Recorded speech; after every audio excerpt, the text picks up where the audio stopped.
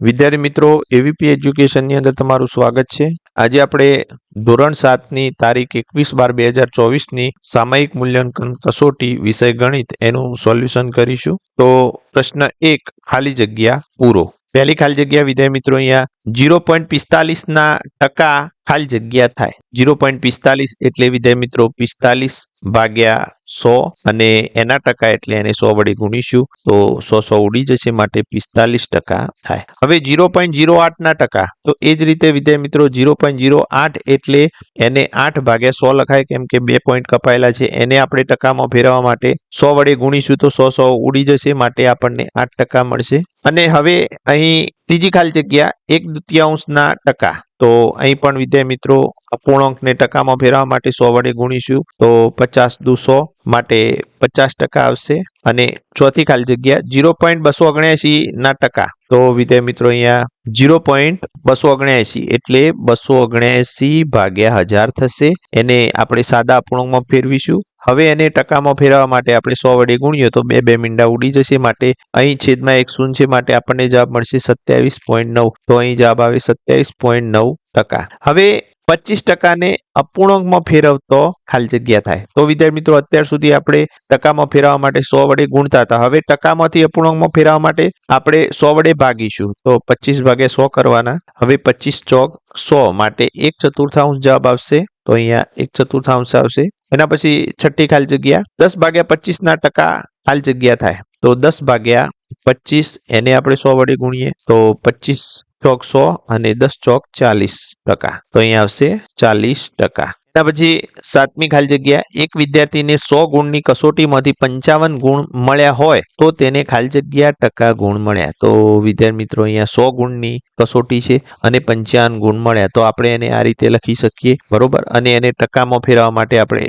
100 વડે ગુણીએ તો 100 ઉડી જાય માટે ટકા 55 કહેવાય। તો વિદ્યાર્થી મિત્રો અહીંયા 100 માંથી જે મૂલ્ય મેળવ્યું હોય એને આપણે ટકા કહીશું તો અહીં 100 માંથી 55 ગુણ છે જ માટે એને ટકા પણ કહી શકીએ ડાયરેક્ટલી। આઠમી ખાલી જગ્યા 25 ભાગ્યા 50 ના ટકા તો અહીં 25 ભાગ્યા 50 એના ટકામાં રૂપાંતર કરવા 100 વડે ગુણીશું તો 50 દુ 100 અને 25 દુ 50% તો અહીં 50% આવશે। એના પછી 4.3 ના ટકા તો વિદ્યાર્થી મિત્રો અહીંયા આપણે 4.3 એટલે 43 ભાગ્યા 10 થાય અને એને ટકામાં ફેરવવા માટે અહીંયા આપણે 43 ભાગ્યા 10 ગુણ્યા 100 કરીશું તો 1 શૂન્ય ઉડી જશે માટે અહીં આપણને જવાબ મળશે 430% માટે અહીંયા 430% થશે। અને એના પછી 10મી ખાલી જગ્યા 10% ને અપૂર્ણાંકમાં ફેરવતો તો ટકાને વિદ્યાર્થી મિત્રો અપૂર્ણાંકમાં ફેરવવા માટે આપણે 100 વડે ભાગવા પડે તો અહીંયા 1 મીંડું ઉડી જશે માટે 1 ભાગ્યા 10 અપૂર્ણાંક થશે। એના પછી પ્રશ્ન 1b યોગ્ય વિકલ્પ પસંદ કરો તો વિદ્યાર્થી મિત્રો અહીંયા પહેલો વિકલ્પ છે 5/4 ને ટકામાં ફેરવતા શું મળે તો અગાઉ જોયું એ મુજબ 5/4 ગુણ્યા 100 કરીશું તો અહીંયા 25 ચોક 100 અને 25 પોચ 125 માટે ટકા આપણને 125 મળશે। એના પછી ખાલી જગ્યાના 50% બરાબર 600 થાય। ખાલી જગ્યાના 50% એટલે અહીંયા x ના 50% લઈ લઈએ તો x ગુણ્યા 50 ભાગ્યા 100 થાય અને બરાબર 600। હવે આપણે સાદુરૂપ આપીએ તો અહીંયા 1 મીંડું ઉડી જશે 5 દુ 10 હવે x બરાબર અહીંયા બરાબરની જમણી બાજુ જશે તો 600 ગુણ્યા 2 થશે। ભાગાકારમાં છે તો બરાબરની જમણી બાજુ જશે તો ગુણાકારમાં જશે માટે x બરાબર 1200 મતલબ કે 1200 ના 50% 600 થશે।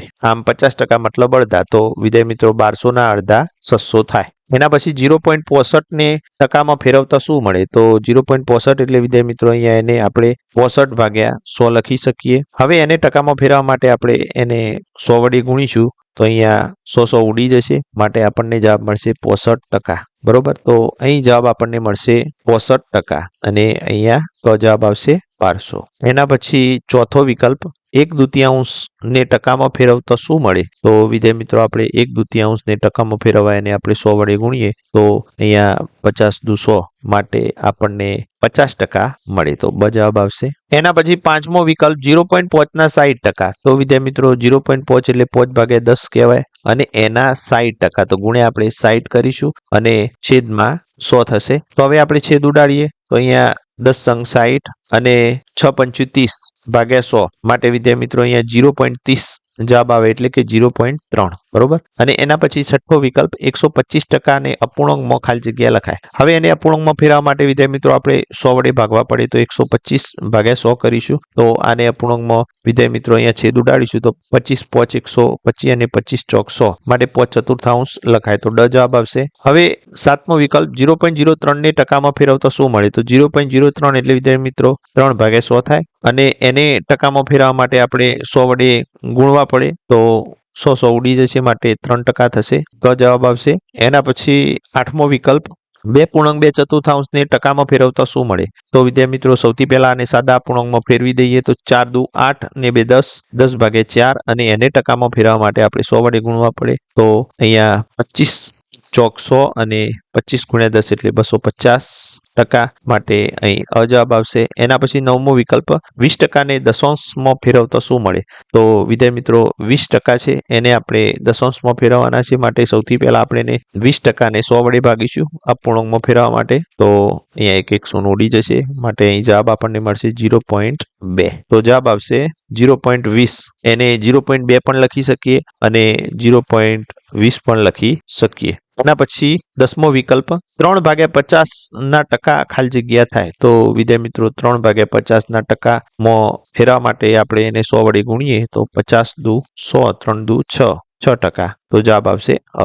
એના પછી પ્રશ્ન 2 દાખલો ગણો કોઈ પણ એક. અહીંયા આપણે બધા દાખલાનું સોલ્યુશન કરીશું તો એમાં પહેલો દાખલો 10,000 રૂપિયાનું 3% લેખે 2 વર્ષનું સાદું વ્યાજ કેટલું થાય તો વિદ્યાર્થી મિત્રો અહીંયા સૌથી પહેલા આપણે લખી દઈએ મુદ્દલ P બરાબર 10,000 રૂપિયા. એના પછી આપણને વ્યાજનો દર R બરાબર 3% આપેલ છે અને મુદત T બરાબર 2 વર્ષ આપેલ છે માટે આપણે સાદું વ્યાજ સિમ્પલ ઇન્ટરેસ્ટ SI બરાબર PRT ભાગ્યા 100 કરીશું તો અહીંયા આપણે કિંમતો મૂકીશું તો P એટલે 10,000 ગુણ્યા R એટલે 3 અને ગુણ્યા T એટલે 2 વર્ષ ભાગ્યા 100 છેદ ઉડાડીશું તો 2 મીંડા ઉડી જશે 3 દુ 6 ગુણ્યા 100 એટલે 600 રૂપિયા સિમ્પલ ઇન્ટરેસ્ટ થશે.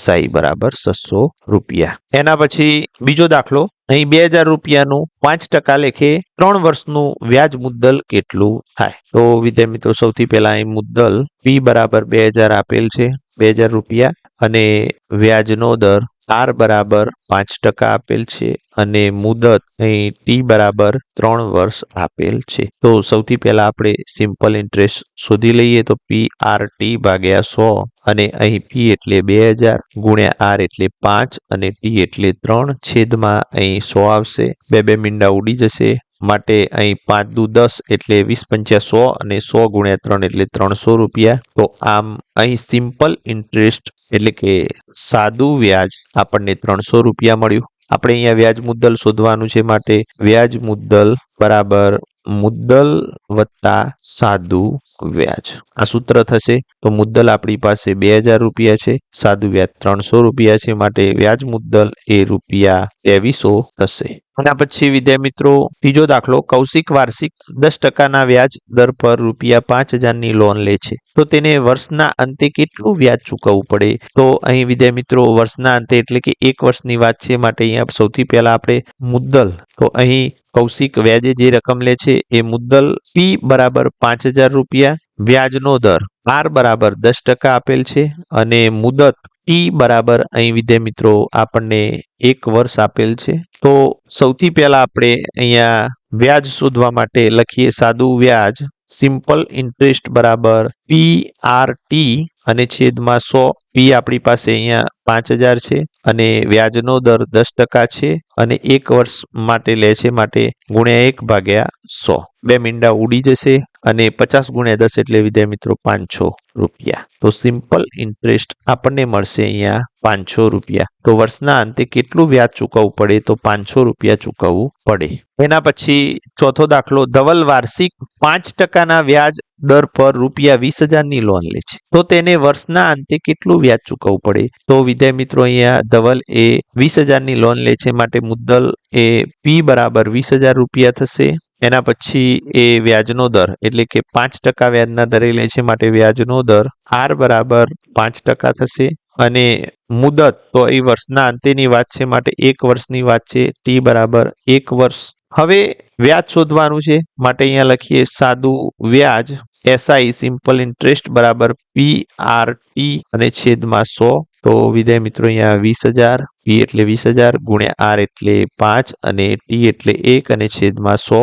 બે મીંડા ઉડી જશે, 5 દુ 10 અને 2 મીંડા માટે 1000. તો અહીં સિમ્પલ ઇન્ટરેસ્ટ આપણને મળશે 1000 રૂપિયા. એના પછી પાંચમો દાખલો, 5000 રૂપિયાનું 2% લેખે 3 વર્ષનું સાદું વ્યાજ કેટલું થાય? તો વિદ્યાર્થી મિત્રો અહીંયા આપણે મુદ્દલ P બરાબર 5000 રૂપિયા લઈ લઈએ, વ્યાજનો દર R બરાબર 2% લઈએ અને મુદત T બરાબર અહીંયા 3 વર્ષ લેવાના છે.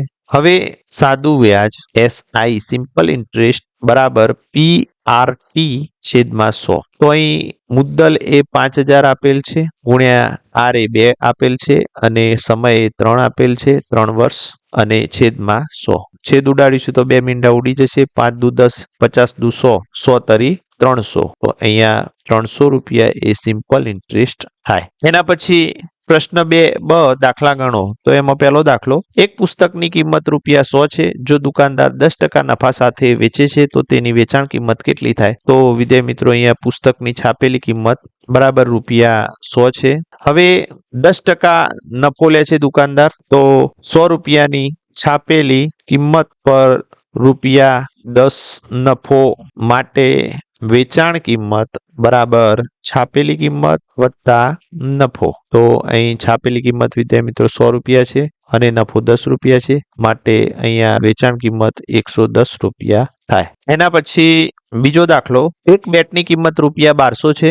જો દુકાનદાર 20% નફો મેળવવા માંગતો હોય તો તેની વેચાણ કિંમત કેટલી રાખવી પડશે? તો વિદ્યાર્થી મિત્રો અહીંયા બેટની છાપેલી કિંમત બરાબર રૂપિયા 1200 છે, બરોબર, અને નફો બરાબર 20% છે. માટે વિદ્યાર્થી મિત્રો અહીંયા વેચાણ કિંમત શોધવા માટે આપણે 20% નફો હોય તો 100 રૂપિયાની છાપેલી કિંમતની વસ્તુ રૂપિયા 120 માં વેચવી પડે. માટે રૂપિયા 1200 ની છાપેલી કિંમતની વસ્તુ બરાબર 1200 ગુણ્યા 120 અને છેદમાં 100. તો વિદ્યાર્થી મિત્રો અહીંયા બે શૂન્ય ઉડી જશે, 12 ગુણ્યા 12 એટલે 144 અને 100 એટલે 1440 રૂપિયા. તો વેકી વિદ્યાર્થી મિત્રો 1440 રૂપિયા થશે. એના પછી ત્રીજો દાખલો, એક બાસ્કેટબોલની કિંમત રૂપિયા 700 છે. જો વેપારી 30% ખોટ સાથે વેચે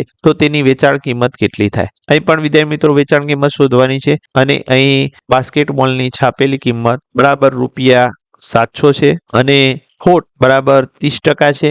માટે વિદ્યાર્થી મિત્રો જો 100 રૂપિયાની વસ્તુ હોય તો એને 30% ખોટ જતી હોય તો એને 70 રૂપિયામાં વેચી હોય. તો અહીંયા લખીએ કે રૂપિયા 100 ની વસ્તુની વેચાણ કિંમત એટલે કે વેકી બરાબર રૂપિયા 70. કેમ કે 30% ખોટ જતી હોય તો 100 રૂપિયાની વસ્તુ હોય તો એ 70 રૂપિયામાં વેચી હોય. માટે રૂપિયા 700 ની વસ્તુની વેકી બરાબર વિદ્યાર્થી મિત્રો અહીંયા 700 ગુણ્યા 70 અને છેદમાં 100. તો બે મીંડા ઉડી જશે, 70 49 અને 100 માટે 490 રૂપિયા એની વેકી હોય. એના પછી ચોથો દાખલો, એક કારની કિંમત રૂપિયા 3 લાખ છે. જો 10% ખોટ સાથે વેચવામાં આવે તો તેની વેચાણ કિંમત કેટલી થાય? તો વિદ્યાર્થી મિત્રો અહીંયા કારની કિંમત બરાબર રૂપિયા 3 લાખ છે અને ખોટ બરાબર 10% છે. તો 10% ખોટ જતી હોય તો વિદ્યાર્થી મિત્રો 100 રૂપિયાની વસ્તુ 90 રૂપિયામાં વેચી હોય. તો અહીંયા લખીએ કે રૂપિયા 100 ની વસ્તુની વેકી બરાબર રૂપિયા 90 માટે રૂપિયા 3 લાખ ની વસ્તુની વેકી બરાબર અહીંયા 3 લાખ ગુણ્યા 90 અને છેદમાં 100 આવશે. તો અહીંયા બે મીંડા ઉડી જશે અને 9 તરી 27 અને 4 મીંડા. માટે વિદ્યાર્થી મિત્રો 10% ખોટ સાથે જો કાર વેચવામાં આવે તો કારની વેચાણ કિંમત એ 2,70,000 થાય. એના પછી પ્રશ્ન 3 સંખ્યા રેખા દોરી અને આપેલ સમય સંખ્યાઓનું સંખ્યા રેખા પર નિરૂપણ કરો. તો વિદ્યાર્થી મિત્રો પહેલી સંખ્યા 3/4. તો એનું નિરૂપણ કરવા માટે સૌથી પહેલા આપણે એ જોઈશું કે આ સંખ્યા એ શુદ્ધ અપૂર્ણાંક છે, માટે એ 0 અને 1 વચ્ચે હોય. તો અહીંયા આપણે 0 અને 1 લખી લઈએ. તો 0 અને 1 વચ્ચે આપણે છેદમાં 4 છે માટે 4 ભાગ પાડીશું. તો વિદ્યાર્થી મિત્રો 4 ભાગમાંથી જો આપણે પહેલો ભાગ જોઈએ તો એને આપણે 1/4 કહેવાય, બીજા ભાગને 2/4 કહેવાય, ત્રીજા ભાગને 3/4 કહેવાય. માટે 3/4 એ સંખ્યા રેખા ઉપર અહીંયા દર્શાવી શકાય. એના પછી બીજી સંખ્યા -2/3.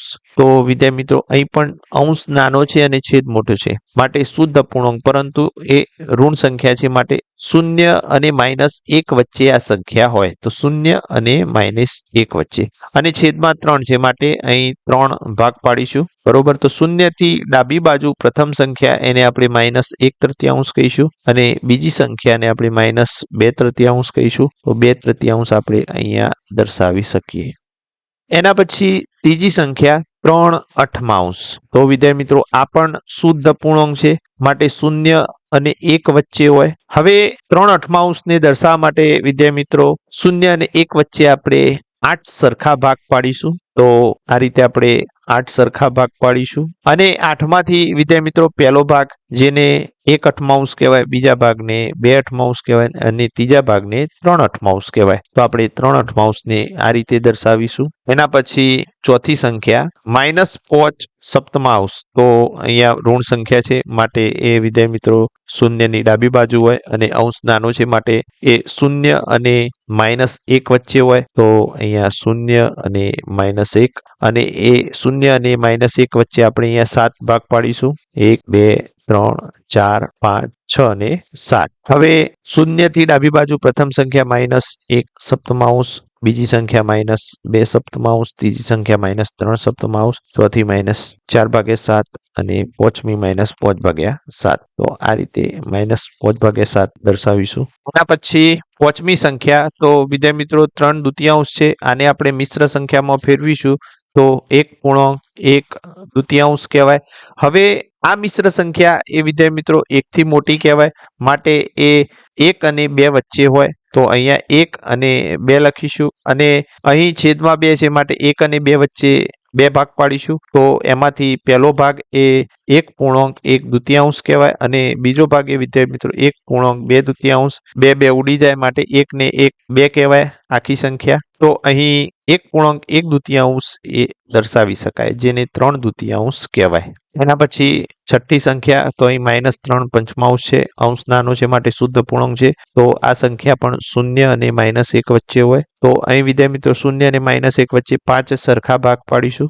1 2 3 4 ને 5. તો એમાં 0 થી ડાબી બાજુ પહેલો ભાગ -1/5, એના પછી -2/5, અને એના પછી -3/5. તો આ રીતે -3/5 એના પછી સાતમી સંખ્યા 5/9. તો વિદ્યાર્થી મિત્રો આ પણ શુદ્ધ અપૂર્ણાંક છે, માટે એ 0 અને 1 વચ્ચે હોય. તો 0 અને 1 વચ્ચે આપણે 9 સરખા ભાગ પાડીએ તો 1 2 3 4 5 6 7 8 અને 9. બરોબર. અહીં આપણે સરખા ભાગ પાડવાના છે. તો એમાંથી પહેલો ભાગ વિદ્યાર્થી મિત્રો 1/9, બીજો ભાગ 2/9, ત્રીજો ભાગ 3/9, ચોથો ભાગ 4/9, અને પાંચમો ભાગ એ 5/9 કહેવાય. તો અહીં આપણે 5/9 આ રીતે દર્શાવીશું. એના પછી આઠમી સંખ્યા તો આ ઋણ સંખ્યા છે અને શુદ્ધ અપૂર્ણાંક છે, એ 0 અને -1 વચ્ચે હોય વિદ્યાર્થી મિત્રો. તો 0 અને -1 વચ્ચે આપણે કુલ 5 ભાગ પાડીએ. તો 1 2 3 4 અને 5.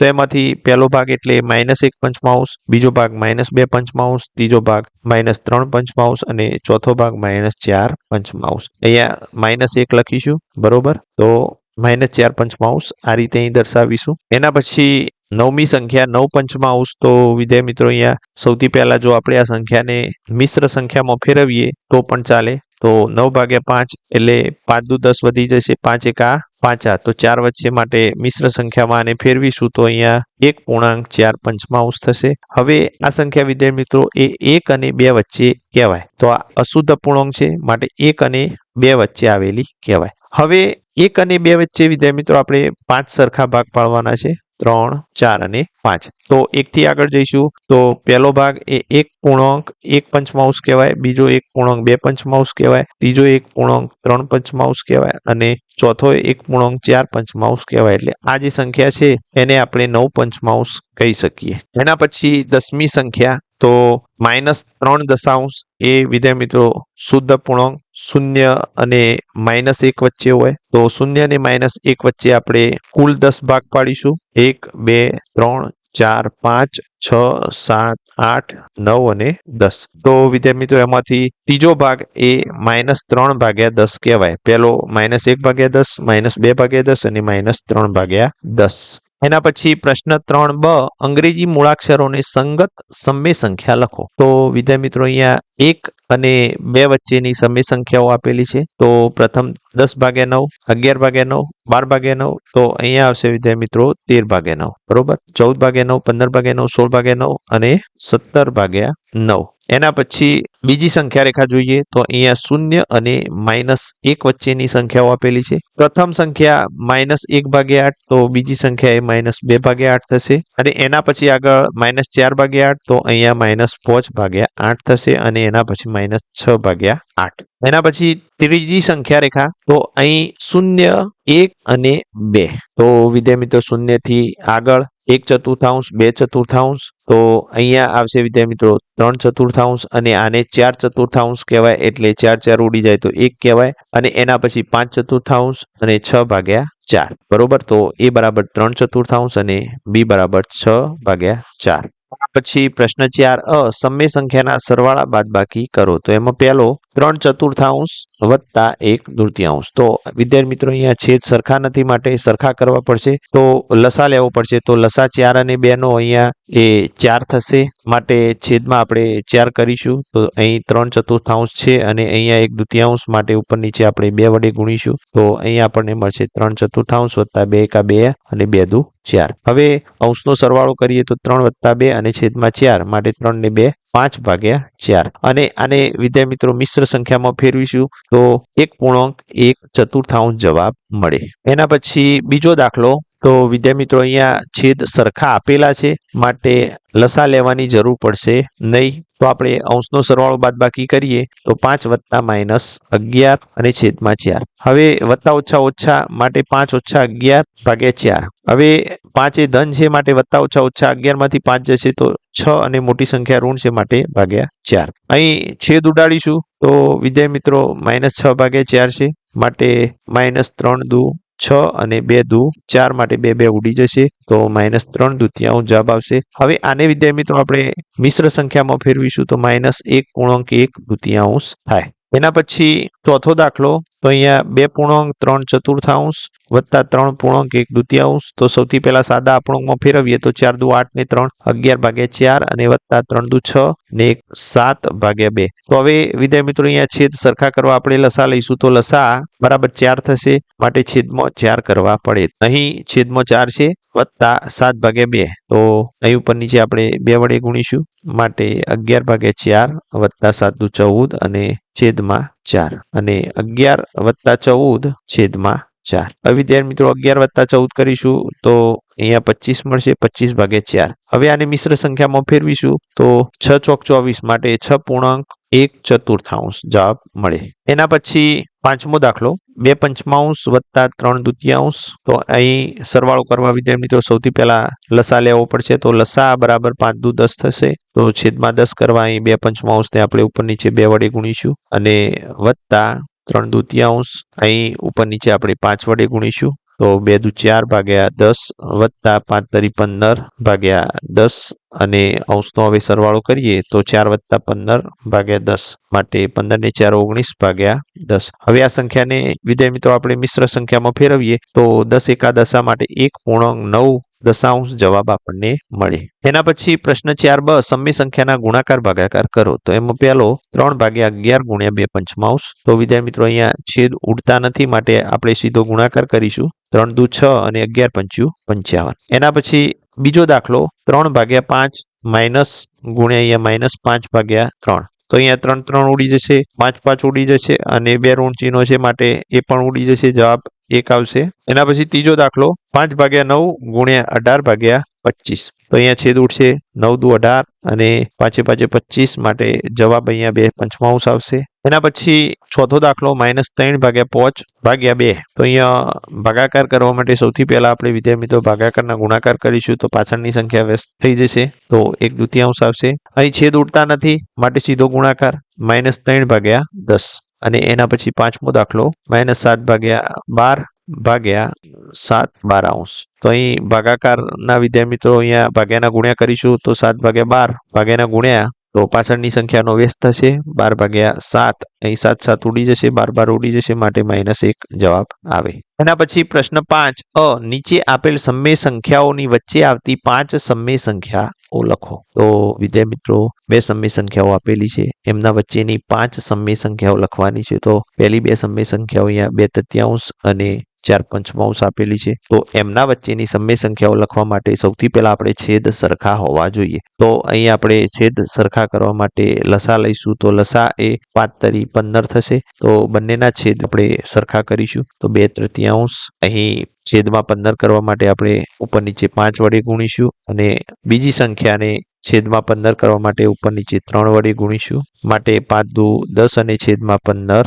અને બીજી સંખ્યા 4×12 અને છેદમાં 5×15. હવે આ બે સમય સંખ્યાઓ વચ્ચે આપણને એક જ સમય સંખ્યા મળી છે માટે અહીં વધુ સમય સંખ્યા મેળવવા માટે આપણે ઉપર નીચે 10 વડે ગુણીશું. અહીં બંને સંખ્યાઓને 10 વડે ગુણતો તો અહીં 10/15 ને ઉપર નીચે આપણે 10 વડે ગુણીશું તો આપણને નવી સંખ્યા મળશે 100/150 અને 12/15 ને ઉપર નીચે આપણે 10 વડે ગુણીશું તો નવી સંખ્યા મળશે 120/150. હવે વિદ્યાર્થી મિત્રો 2/3 અને 4/5 વચ્ચેની સમય સંખ્યાઓ 101/150 102/150 103/150 104/150 105/150 અહીં આપણે 119/150 સુધી લખી શકીએ છીએ આ બે સંખ્યાઓ વચ્ચેની સમય સંખ્યાઓ. એના પછી બીજી બે સમય સંખ્યાઓ તો અહીં -1/2 અને -3/5 બંને વચ્ચેની સમય સંખ્યાઓ લેવા માટે સૌથી પહેલા વિદ્યાર્થી મિત્રો આપણે લસા લઈને છેદ સરખા કરીશું. તો લસા 10 થશે માટે -1/2 ને છેદમાં 10 કરવા માટે ઉપર નીચે 5 વડે ગુણીશું અને અહીં -3/5 ને છેદમાં 10 કરવા માટે ઉપર નીચે આપણે 2 વડે ગુણીશું તો અહીં -5/10 થશે અને અહીંયા -6/10 થશે. તો વિદ્યાર્થી મિત્રો અહીંયા -5/10 અને -6/10 વચ્ચે આપણને કોઈ સમય સંખ્યા મળતી નથી. તો ઉપરોક્ત બે સમય સંખ્યાઓને અંશ અને છેદને 10 વડે ગુણતો અહીં આપણને -5/10 અને એને અંશ અને છેદને 10 વડે ગુણીએ તો આપણને નવી સંખ્યા મળશે -50/100 અને અહીંયા -6/10 એને ઉપર નીચે 10 વડે ગુણીશું તો નવી સંખ્યા આપણને મળશે -60/100. તો અહીં -50/100 અને -60/100 વચ્ચેની સમય સંખ્યાઓ આપણે લખી શકીએ. તો વિદ્યાર્થી મિત્રો અહીંયા -51/100 -52/100 -53/100 -54/100 -55/100 અને આપણે -59/100 સુધીની સંખ્યાઓ લખી શકીએ છીએ. એના પછી ત્રીજો દાખલો 7/5 અને 5/3 તો અહીંયા પણ આપણે છેદ સરખો કરવો પડશે માટે લસા 15 થશે. તો છેદમાં 15 કરવા માટે વિદ્યાર્થી મિત્રો અહીંયા આપણે ઉપર નીચે 3 વડે ગુણીશું અને અહીં ઉપર નીચે આપણે 5 વડે ગુણીશું તો આપણને મળશે અહીંયા 7×21/15 અને અહીંયા પાછે 25/15. તો 21/15 અને 25/15 એના વચ્ચે વિદ્યાર્થી મિત્રો 22, 23 અને 24 ત્રણ સમય સંખ્યાઓ જ મળશે માટે અહીંયા આપણે ઉપર નીચે 2 વડે ગુણીએ તો પણ ચાલે. તો અહીં ઉપર નીચે આપણે 2 વડે ગુણીએ તો 21×2 = 15×2 = 30 અને 25×2 = 50/15 = 30 બરોબર. હવે આ બે સમય સંખ્યાઓ વચ્ચેની સંખ્યાઓ જો આપણે લખીએ તો આપણને મળશે અહીંયા 43/30 44/30 45/30 46/30 47/30 અહીંયા આપણે બે સમય સંખ્યાઓ વચ્ચેની 5 જ સમય સંખ્યા લખવાની છે માટે આપણે અહીંયા ઉપર નીચે 2 વડે પણ ગુણી શકીએ ઉપર નીચે 3 વડે પણ ગુણી શકીએ આપણે જે પ્રમાણે જરૂરિયાત હોય એ પ્રમાણે આપણે ગુણી શકીએ. એના પછી ચોથો દાખલો -2/7 અને -1/2 તો વિદ્યાર્થી મિત્રો અહીં પણ છેદ સરખા નથી માટે સરખા કરવા પડશે. તો અહીં લસા 14 થશે. હવે વિદ્યાર્થી મિત્રો 14 લસા થયો માટે છેદમાં 14 કરવા પડે તો અહીં છેદમાં 14 કરવા માટે આપણે અંશ અને છેદમાં 2 વડે ગુણીશું અને અહીં પણ આપણે અંશ અને છેદમાં 7 વડે ગુણીશું તો આપણને મળશે -4/14 અને અહીંયા -7/14. તો આ બંને વચ્ચે વિદ્યાર્થી મિત્રો 5 અને 6 બે જ સમય સંખ્યાઓ મળે છે, માટે ઉપર નીચે અહીં પણ આપણે 2 વડે ગુણીએ તો -8/14 28 અને -7/14 28. હવે આ બે વચ્ચેની જો સમય સંખ્યાઓ આપણે લખીએ તો એ આપણને મળે -9/28 -10/28 -11/28 -12/28 -13/28. બરોબર, તો આપણને કુલ 5 સમય સંખ્યા મળી. એના પછી પાંચમો દાખલો -1/2 અને 2/3. અહીં પણ છેદ સરખા નથી માટે લસા લેવો પડશે. તો લસા અહીંયા 3 દુ 6 થશે. તો છેદમાં અહીંયા 6 કરવા ઉપર નીચે 3 વડે ગુણીશું અને અહીંયા ઉપર નીચે આપણે 2 વડે ગુણીશું. તો અહીં આપણને મળશે -3/6 અને અહીંયા 4/6. તો વિદ્યાર્થી મિત્રો એક ધન સંખ્યા છે અને એક ઋણ સંખ્યા છે, માટે બંને વચ્ચે આપણને સમય સંખ્યાઓ મળી રહેશે. તો અહીંયા -2/6 -1/6 0 પછી 1/6 2/6 અને 3/6. તો આમ આપણને કુલ 6 સમય સંખ્યાઓ મળશે આ બે સમય સંખ્યાઓ વચ્ચે. એના પછી પ્રશ્ન 5. તો વિદ્યાર્થી મિત્રો અહીંયા યોગ્ય સંકેત મૂકવાનું છે. તો સૌથી પહેલું અહીંયા -5/7 અને 2/3. તો વિદ્યાર્થી મિત્રો આમાંથી મોટી સંખ્યા કઈ? તો ઋણ સંખ્યા આપણે જાણીએ છીએ કે એ નાની સંખ્યા કહેવા માટે ધન સંખ્યા મોટી થશે. એના પછી બીજી 4/5 અને 5/4 બંને ધન સંખ્યાઓ છે, માટે બંનેમાંથી મોટી કઈ એ જો આપણે જાણવું હોય તો બંનેના છેદ સરખા હોવા જોઈએ. તો અહીંયા છેદ સરખા કરવા લસા લેવો પડે.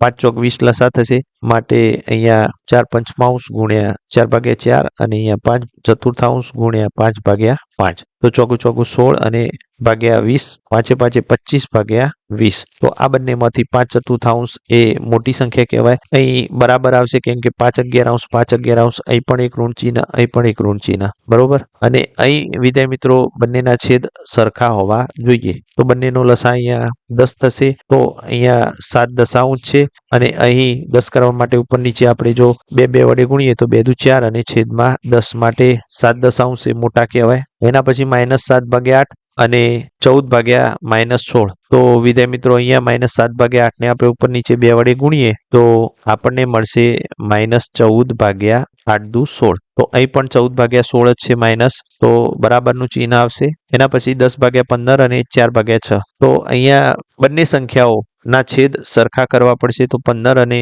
6 નો આપણે લસા લઈશું તો એ 30 મળશે, માટે બંનેના છેદમાં 30 કરવા માટે અહીંયા ઉપર નીચે 2 વડે ગુણીએ તો 10 દુ 20 અને છેદમાં 30, અને અહીંયા 30 કરવા માટે 5 વડે ગુણીએ તો 5 ચોક 20 અને 6 પંચું 30. તો વિદ્યાર્થી મિત્રો અહીંયા બંને સંખ્યાઓ સરખી જ થશે. બંને સંખ્યાઓ અહીંયા સમાન સમય સંખ્યાઓ કહેવાય. એના પછી સાતમું 3/2 અને 2/5. તો અહીંયા બંનેના છેદ સરખા કરીશું તો બંનેનો લસા અહીંયા 10 થશે. તો બંનેના છેદમાં 10 કરવા માટે અહીંયા ઉપર નીચે 5 વડે ગુણીશું અને અહીં ઉપર નીચે 2 વડે ગુણીશું. તો અહીંયા 15/10 અને અહીં 4/10. તો 15/10 વિદ્યાર્થી મિત્રો મોટા થશે. એના પછી આઠમું 0 અને -3/4. તો વિદ્યાર્થી મિત્રો ઋણ સંખ્યા કરતો 0 મોટા કહેવાય. એના પછી 9મું તો એમાં પણ ઋણ સંખ્યા કરતો ધન સંખ્યા મોટી કહેવાય. અને એના પછી 10મું તો 2.3/5 અને અહીંયા 3.2/5. તો અહીંયા 2 આખા છે અને અહીંયા 3 આખા છે, માટે 3 આખા મોટા કહેવાય.